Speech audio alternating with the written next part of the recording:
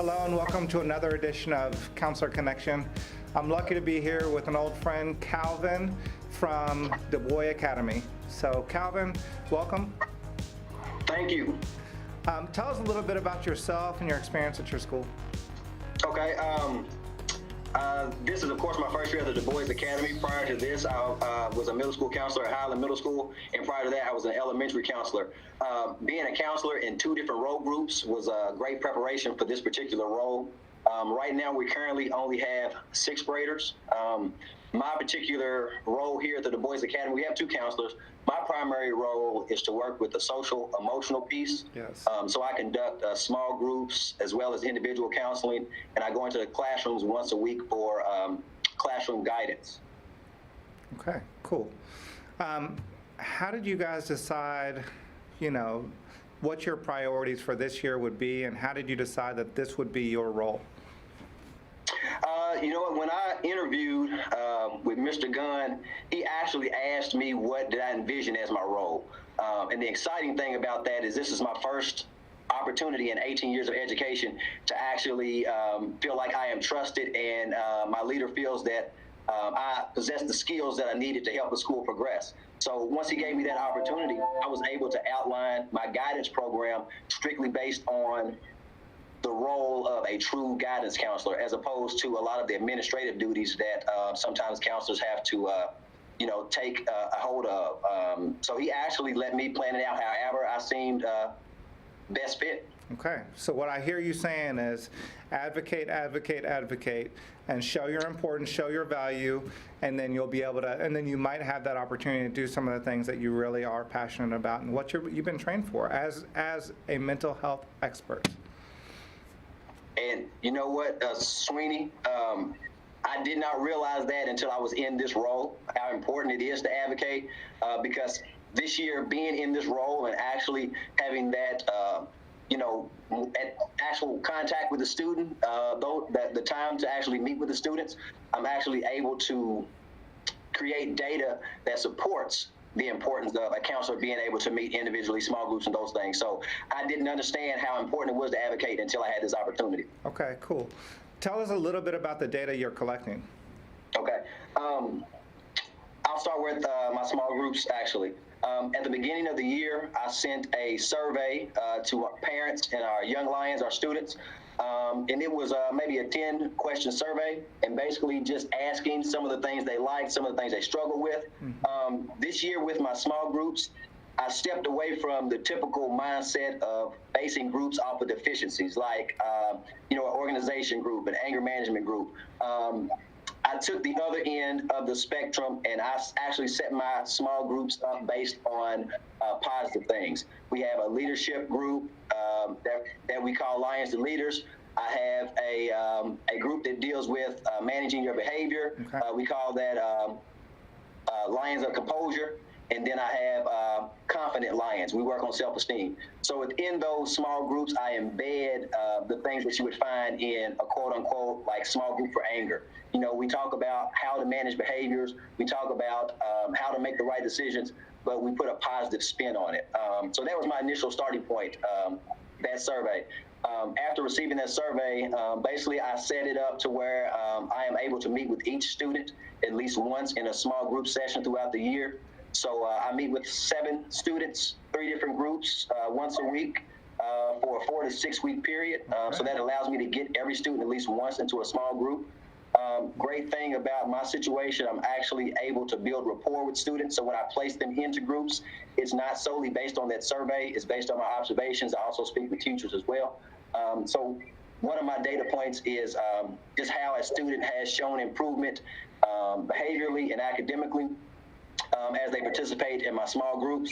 My individual counseling, I meet with students based on recommendations or just observations. At the beginning of the year, I spoke with parents that wanted me to begin the year by meeting with their students. Since then, my individual caseload is just based on things that have, occurred throughout the year, or where parents call me and just ask if I can begin meeting with their young lion individually. Can I go into the whole group lesson, Sweeney? Am I going too fast? No, you're doing great. I appreciate it. Okay. Now here at the Du Bois Academy, our curriculum is focused on what we call our pride values. And that stands for perseverance, resilience, initiative, discipline, and empathy. So my whole group guidance lessons all stem around pride. Now, one of the unique things about the Du Bois Academy is that we also have an Afrocentric curriculum. So within teaching about those particular values, I embed the contributions of African Americans, not just African Americans, but Black people throughout the world. And I also embed hip hop. So when I go in on Thursdays, I am teaching our pride values, but I'm doing it in a unique fashion that grabs the attention of the students. Yes. Because I am accessing things that they do in their spare time. I mean, every student you see has some earbuds in. So I use hip hop that in a lot of cases would be viewed as negative. And I embed that and we discuss that within our pride values, the good and the bad. Right. You know I love hip-hop counseling, so I appreciate that. Yes, sir. All right. How are the boys doing at Du Bois? Oh, the boys are doing great. As you know, it was in the news about our MAP scores. We are among the highest performing in the district with African Americans. The great thing about the Du Bois Academy is just the climate itself. As a counselor, you know, I've always believed that in order for a student to achieve, the first step is just building rapport. And as simple as that sounds, I believe that is the formula. And being here at the Du Bois Academy and just the things that we do to build rapport, has allowed these young men to become confident and has allowed them to make gains. Every morning we have what is called a brotherhood time. During this brotherhood time, we do something called Pass the Love. We get up, we hug each other, tell each other to have a good morning. We state our daily creed. We do a lot of things that promote just that family atmosphere. And we allow students to make mistakes. That's another thing at the Du Bois Academy that makes us unique, and I would say is a testament to the students' progress, is we want students to be in the building and we want them to be in the classroom. So if a student comes to school and they don't have a jacket, we don't send them home. We don't let them sit out of class. We give them a jacket for that day. If a student is having issues in the classroom, we don't have them sit in the office. We don't call parents to come pick them up. We use restorative justice, speak to them, get them back into the classroom. So I think the whole philosophy of it's okay to make a mistake builds that climate that allows students to try to be the best student they can, because they know if they don't make it, they have supports that catch them, and it's okay. Yeah, man, I love to hear that, and it just sounds like you've got a whole culture in a school building full of people that are saying and reinforcing, "I got your back." Yes, sir. Yes, sir. That would sum it up. All right. As I was telling you a little bit ago, before we started recording, you know, I keep hearing about all the, you know, the many ways that kids love you and have loved you as a counselor over the years. What advice would you give other school counselors in Kentucky that might help them promote themselves in order to create positive rapport with students? I think the first thing I would say is be visible.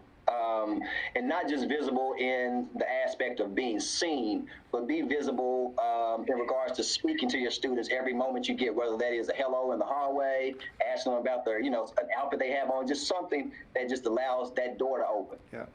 Because I think once you start building that rapport, then that will open up opportunities to allow kids to confide in you, to begin forming your small groups based on student need.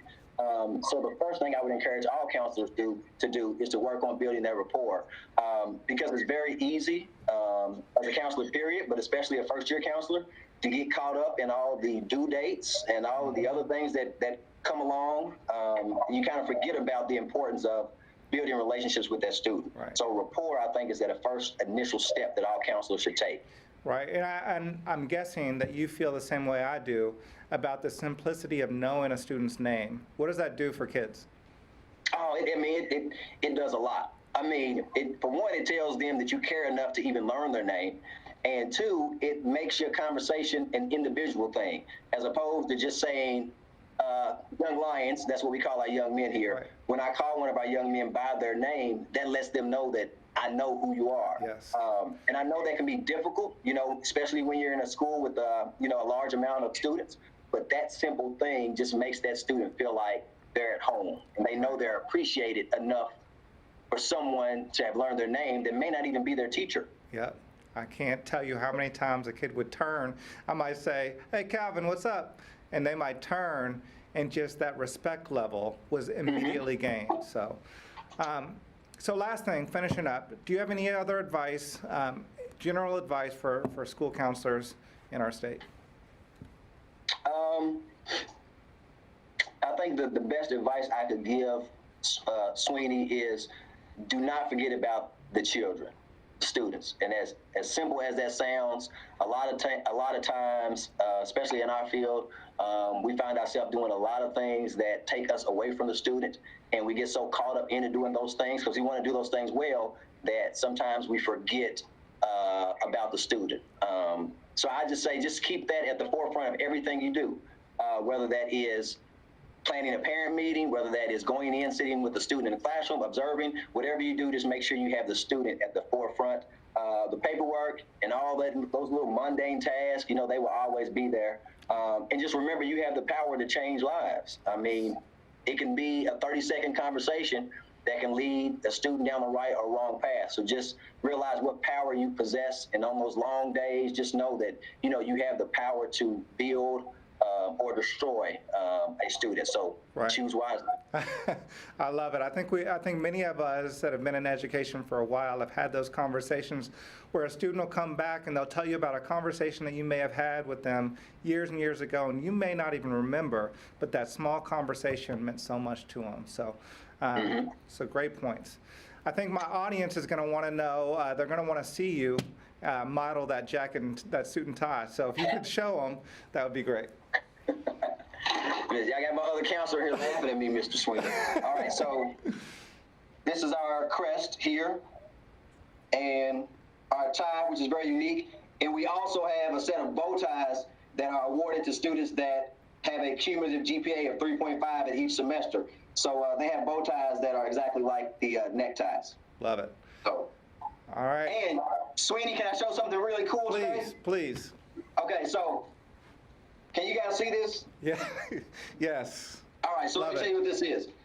Every day we award students with the W.E.B. Du Bois belt for various reasons, whether it's they've shown improvement in something, academic, socially, or whatnot. So a student awarded me the belt today, a young man I've been working with, and this is just an example of the family-type atmosphere that we try to create. And we do little fun things like this. The young men love it, and, it's an actual wrestling belt, so it's pretty cool. So I wanted to show it off. That is wonderful. Well, congratulations on winning the belt today. That was Calvin Brooks from W.E.B. Du Bois Academy in Louisville, Kentucky. He's one of our best. Thank you so much.